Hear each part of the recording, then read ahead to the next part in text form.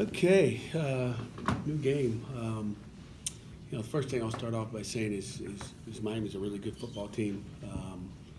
A lot of people look at their record and go, down year and all that.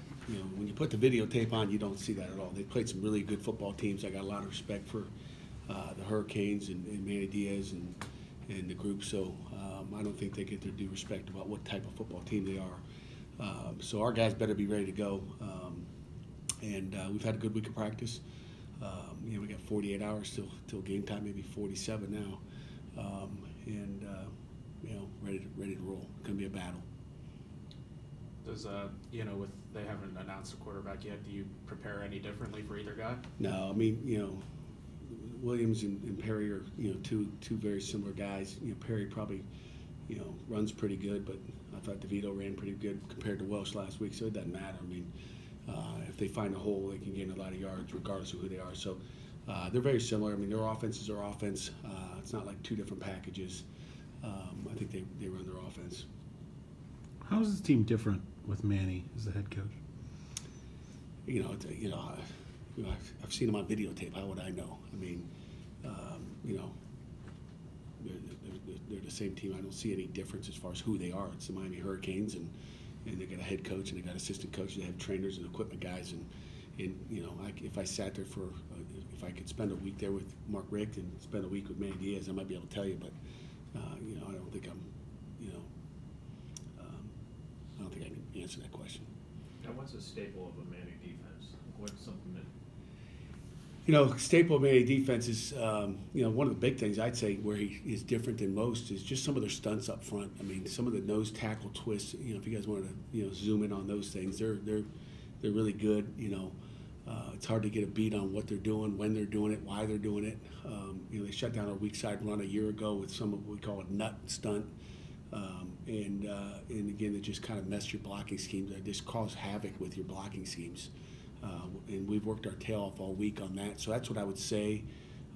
Besides I talk about their speed, quarterman inside, their middle linebacker, 47 straight starts is a man, is a first round middle linebacker at the next level. And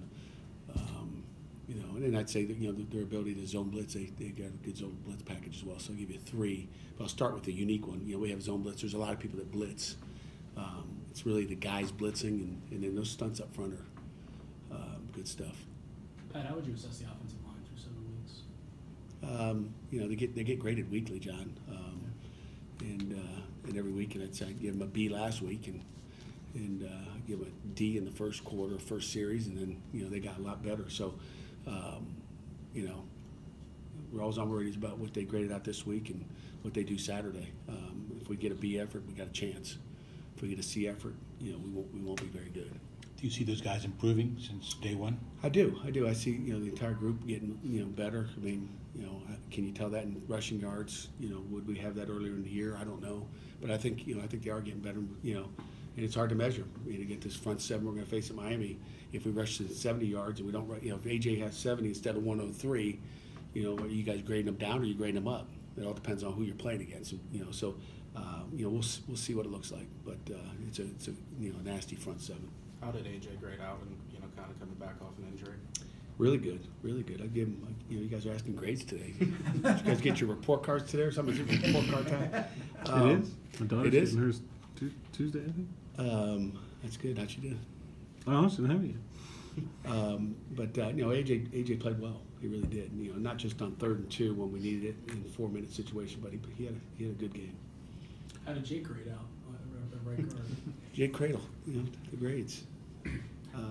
Jake did nice. I'd say, I'd give Jake a B for his first start, maybe an A, just as far as his first start. It's different starting and a different, coming in when you don't get a chance to think about it. He thought about it all week knowing he was going to be the guy.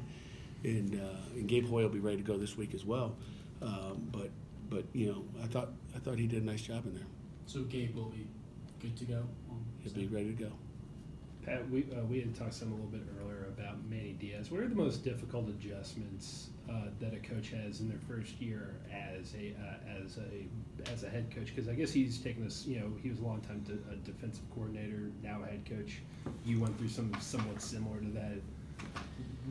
what are the toughest acclimations to dealing with you guys? No, I'm just kidding. No, it's I don't know for him. I know what But for and you, again, though. For me, I think you guys asked that question maybe 45 times since I've been here, and I felt like there was nothing because, I got to do a lot of media at Michigan State. Every post game I did, for 8 years at Michigan State and Cincinnati. So it's 11 years of after the game, the head coach went in, the coordinators went in, and then the players came in. So I've done all that. I would say dealing with the media and what you say, when you say it, and really just leading the entire team. I think those are probably the two main things. But has Manny done a lot of post game interviews with Mark Rick? I don't know. I don't know what he's done, so I can't tell you what his biggest adjustments are. But I'm not worried about his adjustments. I'm worried about me. I'm worried about what we do and how we run our program. But Manny's he's a leader. He's led the entire defense, which is a big group, and he did a heck of a job as one of the best D coordinators in the country. So he's well equipped, that's for sure. What did you learn from watching last year's game? It was a tight game for a while. I mean, that punt return where Jimmy Madura got jacked up, was really the turning point. We didn't score much, but again, we had a run game, and as we talked, what's a successful run game against that defense? We had a good run on what we ran for. I didn't look at the stats. What did we run for? Anybody know? I mean, not very good. And again, we weren't a very good passing team. So, it's a team that you probably got to throw it first, and then run it. Hope your pass sets your run up. And he did less than 70 yards. Less than 70 yards. So if we know what we rushed for last year. Okay, that's what I'm talking about. A Miami defense, Manny Diaz defense. So if you rushed for 70 last year, okay, maybe 40 yards is a good rushing day this year, right? So you guys give us an age on if we rushed for 40. And that's pretty good. We rushed for we had 2,000-yard rushes last year, Jerry. What do you want? We rushed for 70. In any case, 40 is not a lot of yards. So we're going to have to loosen things up in there, and we got to have a good game plan. But they're good front. They're good, and we'll have to play well. Mark kind of brought up the other day, your longest touchdown run this year is 5 yards. What do the running backs need to do to break off a big one? That's great. Thanks for reminding me.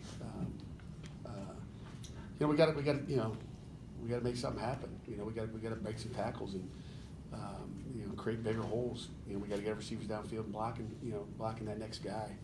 But that's all part of the process. And sometimes we haven't had big passes either now. I mean, that's what I'm saying. We're winning the time possession. We're getting a lot of first downs, and it's like it's like 3 plays and a first down. It's 3 plays and a first down. It's 3 plays and a first down. That's kind of what we've done all year. It's not been where's the big explosive passes? I'm talking the gigantic ones. We haven't had those, at any point this year.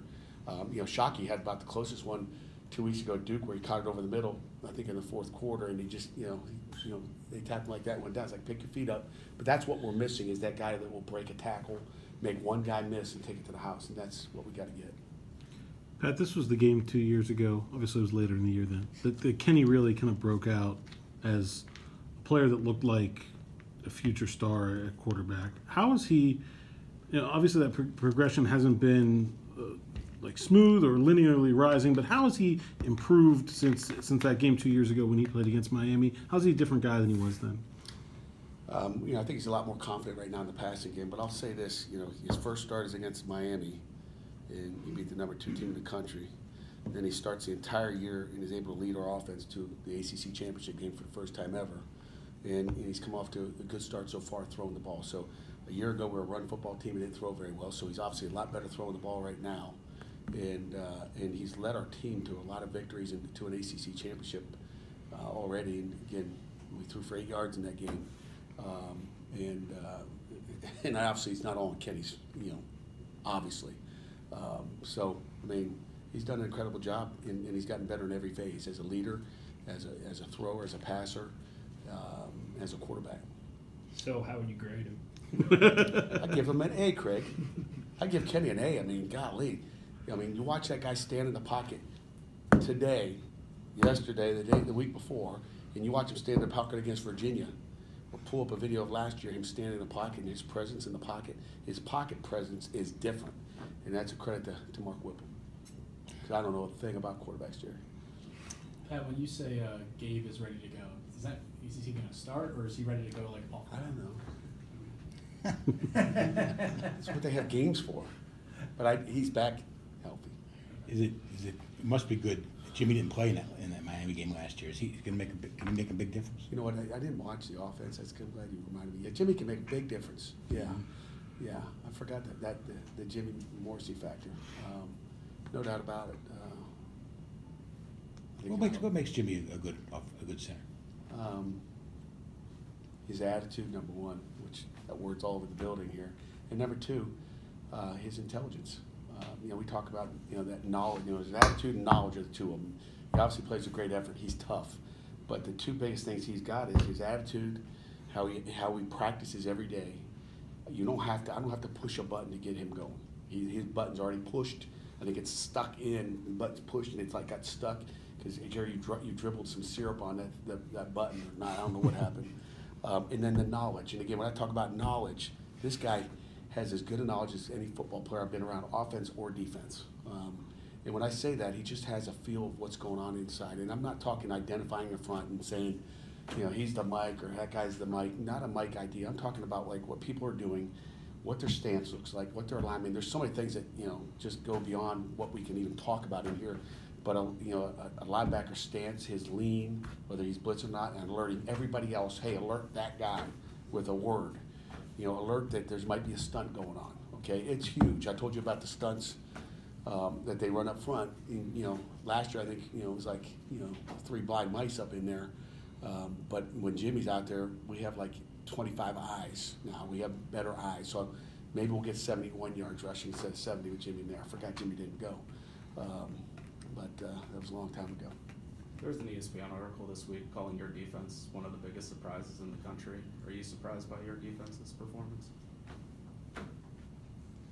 No. I mean, we expect to be good every year, It's kind of, it's an attitude, and that's kind of what we're building and what we wanted to build, and you're starting to see a little bit of it, and again, we'll see where we finish up in the mid-season grades. It must be mid-seasan grade time, huh? We'll see if the guy or whoever it was says it at the end of the year. See if he says it next week. I mean, what are they going to say on Sunday? That's why I tell our guys, it doesn't matter what you did a week ago. It doesn't matter about 38 sacks or whatever we got. It matters what you do today, because that's all you guys will remember. That's anybody will remember. That's all your parents will remember. They might buy you dinner after a win, and they might just freaking say, hey, I think we got to get home, and we might leave. You're here all by yourself. So nobody really cares, probably including the parents, including my wife. What else? Anything else? Yesterday, Paris was telling us how much he's enjoying making an impact on his hometown team. How does that impact recruiting, and what do you remember about the first time you saw Paris? Paris, I love that guy. But he's, you talk about a guy that loves the game of football. And I watch him practice out there today, and I talk to our guys after practice about, some guys love this. They love the process. They love the grind. And, I think some guys don't. I watch some guys practice and go, like, what was that? Whether it be a third-team guy or rock or whatever it may be. That guy loves the game.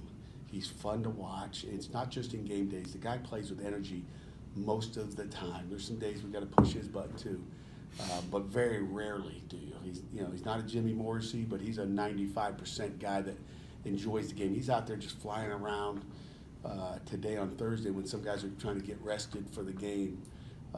But he's made a major impact on this football team.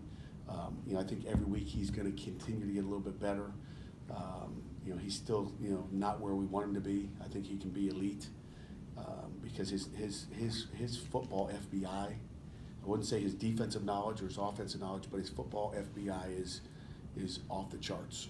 It really is. He's got a unique sense of where the ball is going. Sometimes it's too unique. I mean, sometimes he does his own thing out there, but sometimes, most of the time, he's right.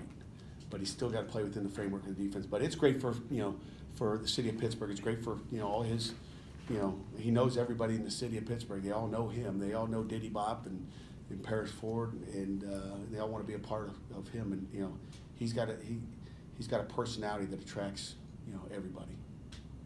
So you guys probably saw that in your interview with him yesterday. He's a beauty.